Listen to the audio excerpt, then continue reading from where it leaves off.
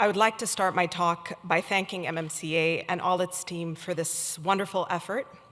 It is an important opportunity for us to take the time, be together, and reflect on urgent issues. I do want to start by saying it's going to be very hard to follow in the footsteps of Charlene. But also my presentation is, there's a caveat to my presentation because I have a couple of what appears to be disjointed theories, but I promise you they make sense in the end. On museums. Since we are in a conference about museums, and I've worked for a long time in a museum building project, which is the Guggenheim Abu Dhabi, and really worked on establishing the narrative, the kind of curatorial line of thinking behind building its collection. I wanted to also reflect on my own position within the museum itself. I was invited to be a curator of Middle Eastern art. So we started with a premise of wanting to decolonize the name and really refusing these kind of boxations to start with. So the Middle East slowly became West Africa in a decolonized effort to create a nomer that is about geographical accurateness, not about the middle and east of Britain or colonial Europe. And basically, I found myself trying to search for points of solidarity and all the free thinkers in a larger kind of map of a global south, from North Africa even down to South Asia and beyond. It was a concerted effort for me to refuse boxations and to really anchor myself on this idea of openness. And if that is a personal reflection in my own curatorial way that finds a methodology to open up within a museum's own narrative, then so be it. It provides itself with an opportunity. And I do want to say that in this kind of search, I have encountered a lot of works of artists that I have met, have grown to know and love and appreciate, and I've delved into the history very deeply. And I'm taking the opportunity to discuss with you two art movements in particular, but they're individuals that I have personal relationships with. And I don't want to diverge from what is personal and what is also objective. The subjective and objective are all one for me, and that's an important assertion.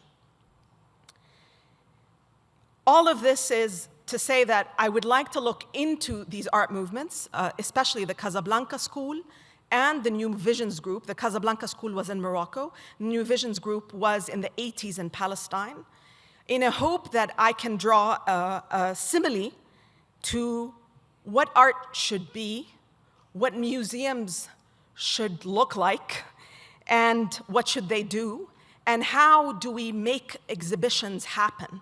We learn from our histories that are very present in our present. On democracy. I will say that my definition of democracy is free living. Living is not a facile thing. It's the full implementation of phenomenological ordering, of embodied consciousnesses, and materials taking in everything around them and emanating all for a purpose and no purpose. And I will try and avoid the word democracy here and insist that museums, art have long been about free thought, opening up borders and thinking outside the box.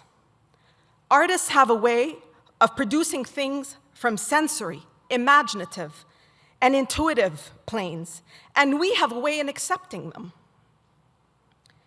The question I frequently ask myself is, how do I avoid reducing an artwork, one that comes from a culmination of living, from dreaming, of all these materially traceable and untraceable things, and becomes a living thing itself, and gives it all the free rein to continue living and prospering as a work of art.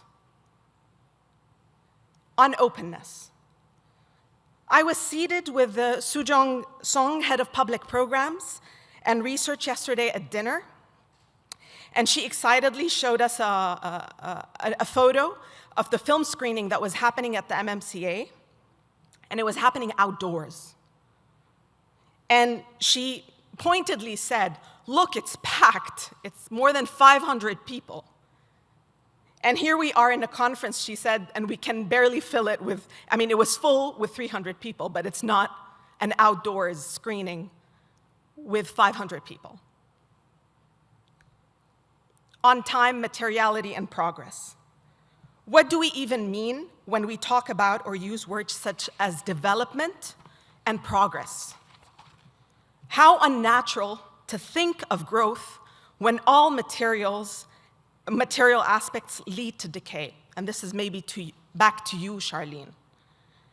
An artist I met in Asila, Morocco, Khalil Leghrib, creates art that is not for sale, from used and even decaying objects like bread, and he insists that his works are not for sale, beckoning the question that if we die, do not objects die as well?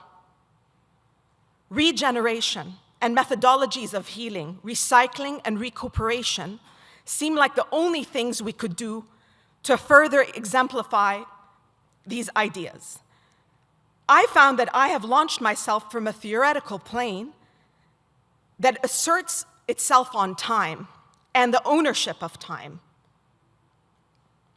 I think of time as a material concept, and the presence of time as a trace of materiality and materialism. Artists are masters of time. Susan Buck-Morss even says two things cannot change: history and art. Why? Because they are both material. They happened, they leave a trace. They are a consolidation of one and the other. On labor. Think of labor as that which has always been made absent.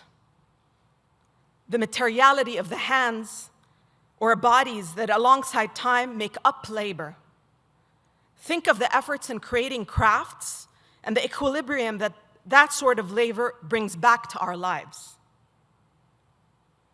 Now we go to history, to the point of this lecture. In the 1960s and 70s, there was a defining moment for the history of contemporary art emanating from West Asia, North Africa, and South Asia. And through the lens of contemporary art, a vocabulary of an avant-garde practice of art, not just formal in its nature, but replete with history and socio-political concerns emanated. And this is really the point I want to say, and I think this is something to talk about the debt. And there's a debt in the language, of course, as we know, the canon, but what has art from the larger global South really contributed to the language of arts? And my assertion here is, in fact, what we see as the trajectory of contemporary art today owes its line of thinking because of an aware, an awoke language of contemporary art and modern art coming from the larger global South. One that spoke to socio-political concerns at all times. One that merged it with a language of formalism, was aware of that kind of real effort. This paper will look at a series of defining art movements from the Casablanca School in Morocco that takes shape from 1964 to 1972 to the politically motivated art movement New Visions Group taking shape in Palestine in 1987 that coincided with the Intifada, to show an active front of artists using their art to assert a civic voice in the hope for societal change. And we start with the Casablanca School.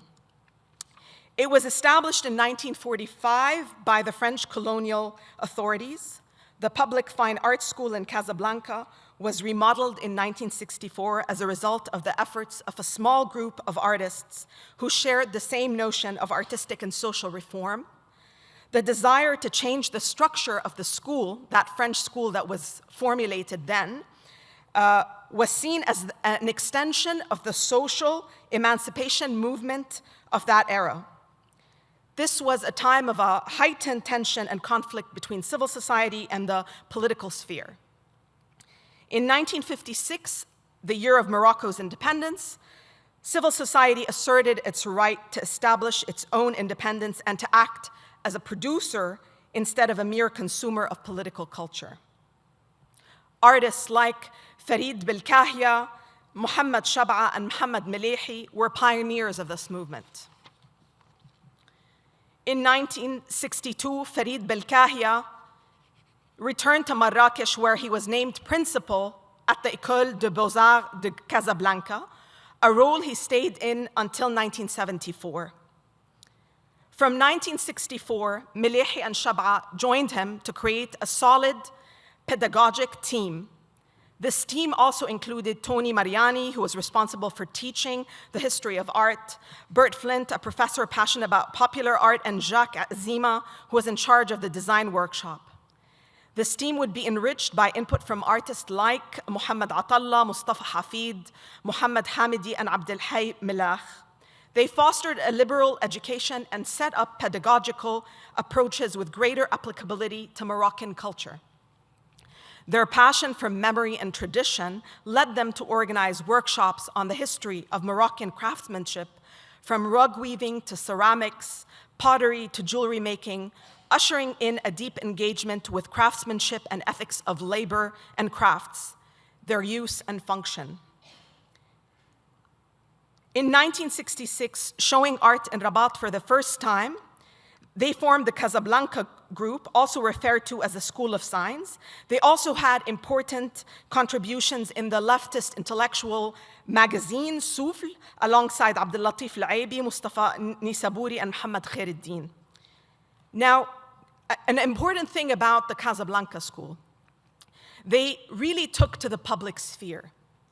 And they really took to the idea of what it is to speak and make art for the public.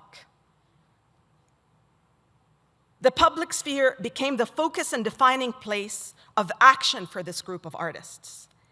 They basically thought of producing work for the public, and the artistic process was integrated into daily life. They produced art that was imagined as a factor in restoring the link with society. They even wrote a manifesto in 1969 and showed their work publicly in Jami' al-Ifna. Jami' al-Ifna in Morocco, in Marrakesh, is one of the most public plazas you could ever see, and it's quite vast as well.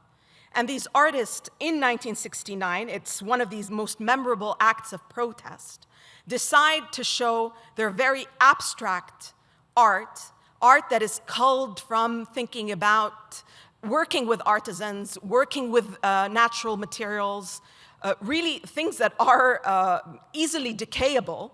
And they decide to show these paintings in the most public of spheres. And they make a concerted statement that says that art should be as public as it could be. Their exhibitions need to be outdoors, which is, for me, was a fascinating moment to think about it.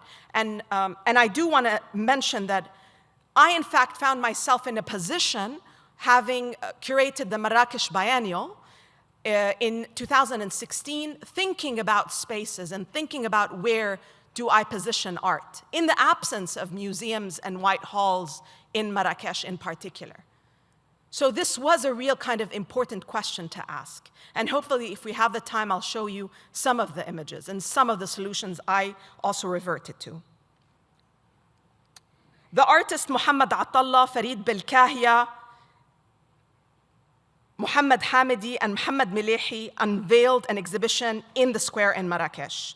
It was created thanks to the help of the local students, and it was followed by protests in place in 16th of January in Casablanca, 1969, as well in the Moroccan high schools.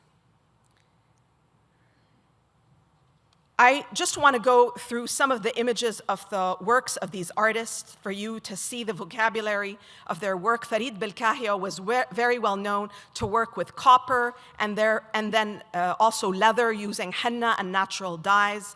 Berber signs alluding to the body were also very important in his framework.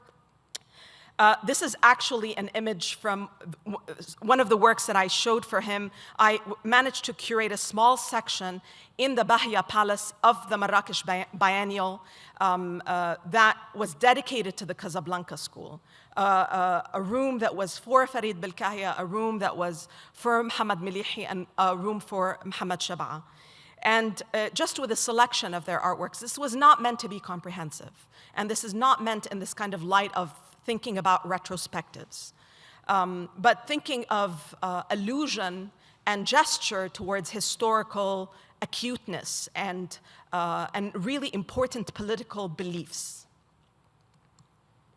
And this is just to show you some of the displays. So they're really open to the elements. These rooms have no air conditioning, no climate control. We also had poop on one of the paintings from pigeons. So back to the shit mention, natural shit is good.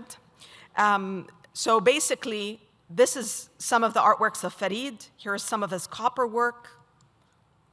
And we see here a grand painting by him in allusion to Palestine and Jerusalem. And I have to say that Palestine, for these artists in the 1960s, was a big issue, especially in the North African hemisphere, where they also dealt with issues of solidarity and really dedicated a lot of their work to Palestine. And created, even for Sufl, they created the graphic kind of signage in allusion to Palestine. This is Farid Belkahia a few years before he passed away. Mohamed Milihi's flame, the pink flame, was actually done as a measure of thinking about the Atlantic rising as a flame in solidarity of revolution. So Mohamed Milihi studied in the US alongside many pop artists, but at the same time he carried a lot of political beliefs within his own paintings and his ability to create quite abstract structures. This was also from the view in Marrakesh.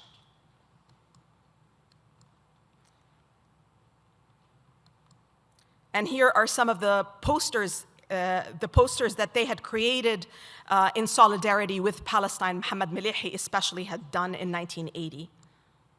And that's him filming his own work and the work of the collective in Jami' al-Ifna.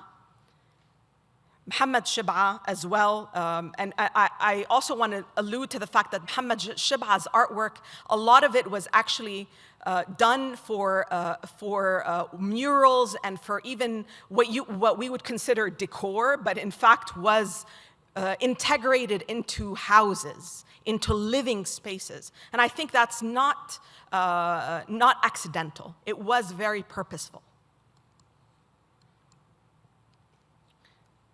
So large lacquer on wood, this is from 75. And again, we see very much this kind of graphic signage with color. And one of the covers of the Palestinian Affairs with a poster that was done by Mohamed Shab'a. And this is for the invitation for the International Art Exhibition for Palestine in 78. And the poster. And here is him negotiating with a lot of the craftsmen. Now we come to the New Visions group. Slimane Mansour, Nabil Anani, Taysir Barakat, and Vera Tamari are all artists that I personally had a very deep and engaging relationship with for many, many years. I've worked with them in institutions. They were my teachers.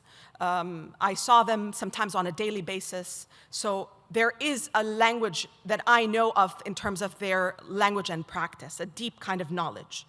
But I also wanted to go back to a history that I was not aware in terms of their own practice. And they are really recognized for being pioneering artists and they've really worked very hard on the political sphere. They had an educational role and even had multiple roles in institution-building efforts in Palestine. These artists proposed ways that art could be used as a tool for propagating political activism, resistance, and civic and public awareness in occupied Palestine. They were all active members and founders of the League of Palestinian Artists.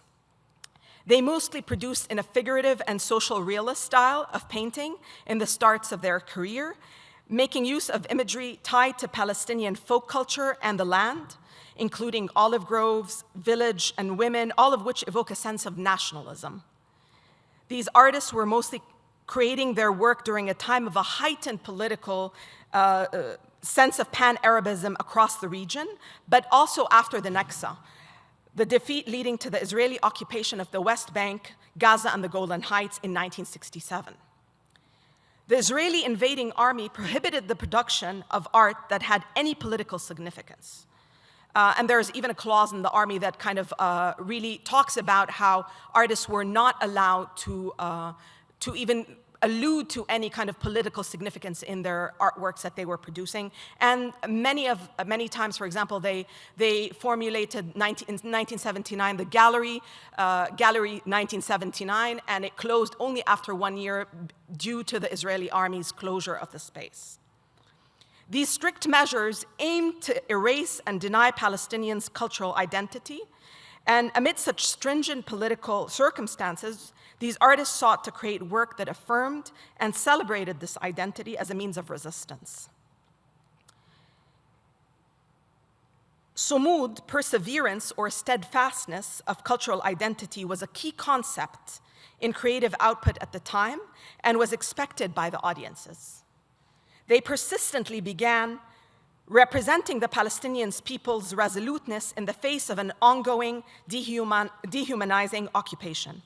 In 1987, what is now known as the First Intifada, when it broke out in Palestine, this popular nonviolent uprising called for a national boycott of Israeli goods and services, self-reliance in production and education, a return to direct activism, and disengagement with the Israeli occupation in all other forms.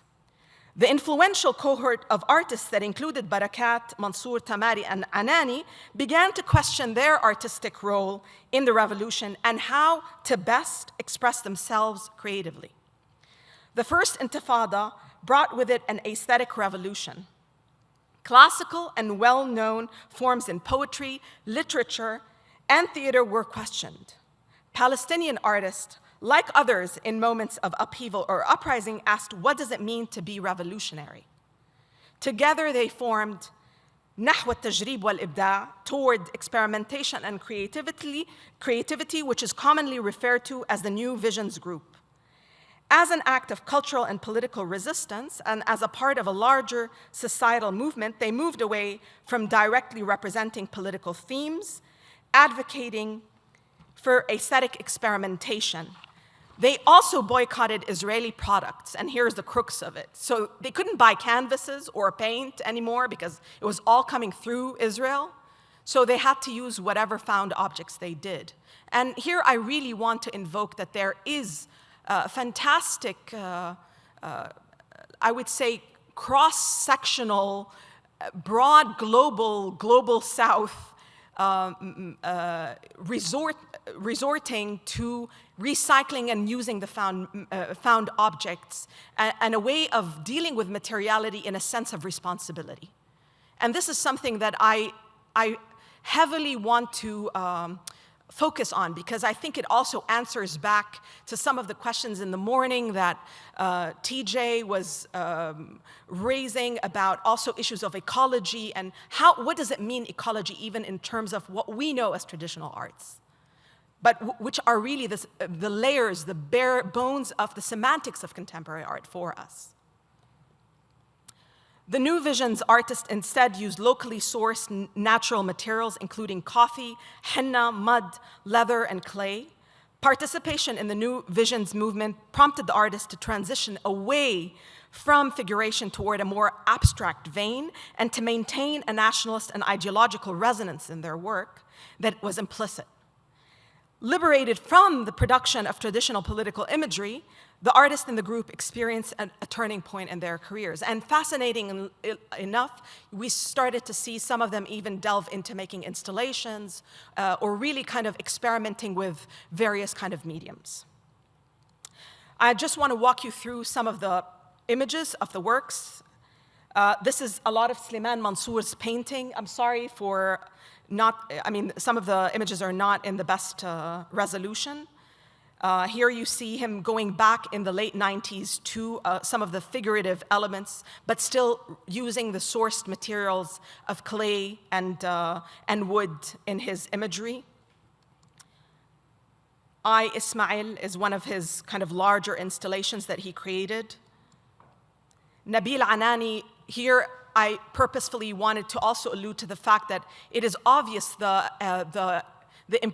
effects of the Casablanca school on the minds and thinking of these artists in Palestine. And we have to be observant that there was a language of solidarity and political congregation that was happening in the 60s. And they met in Tunis, in various places. So they would have been aware of the language of someone like Farid Belkahia and the Casablanca school. And I like to think about all these kind of correlations. And here we see, again, Nabil using leather and henna and creating his abstract figures alluding to land with these paintings or two-dimensional works.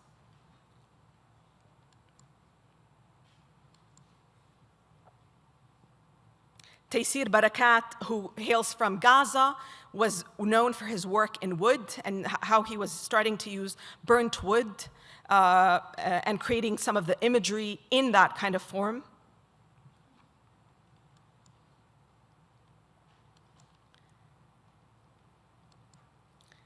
And this is a particular installation he created with a found drawer that was part of the Jewish archives, which was discarded, and he bought it, and he actually kind of created this burnt imagery that alludes to his own familial story of migration and becoming a refugee and all the kind of problematics of his father having suffered becoming a refugee in Gaza and that experience. Vera Tamari, who studied ceramics actually in London and goes back and was teaching in several institutions in Palestine, producing ceramics in a traditional manner at the beginning, starts to slowly move into also an abstract vein, and much more forward in thinking about installations using ceramics and I think she's one of the milestones of thinking and pushing the group of artists to think about materiality and abstraction in a different kind of light. This is a particular installation that I witnessed in 2002 during the time of the reoccupation of the West Bank after the Second Intifada. And the Israeli army had razed streets, homes, raided homes, and we would hear the bulldozers moving on top of cars and crushing them. And during long periods of basically not being allowed, we were all trapped in our homes, and this artist found the time to create an installation in the middle of this kind of landscape. She creates an asphalt leading to nowhere, basically going for a ride, and there was even music attached to these kind of crushed cars. This is the only found image that I was able to find. I just want to walk you through some of the images from Marrakesh Biennial, and this is kind of like it's like the closing of this lecture and talk, because I think I'm a curator. I do things, I create exhibitions, and this is my, I would say, the results of my abstract theoretical thinking made into images and materialisms and thoughts, and really kind of exposed on a larger scale in various cities and places.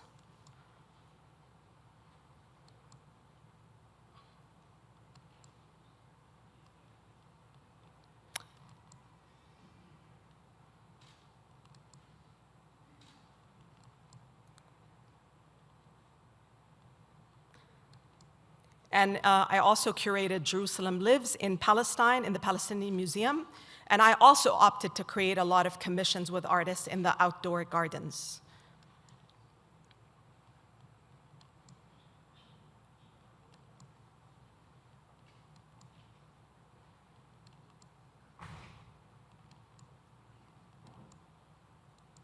Thank you.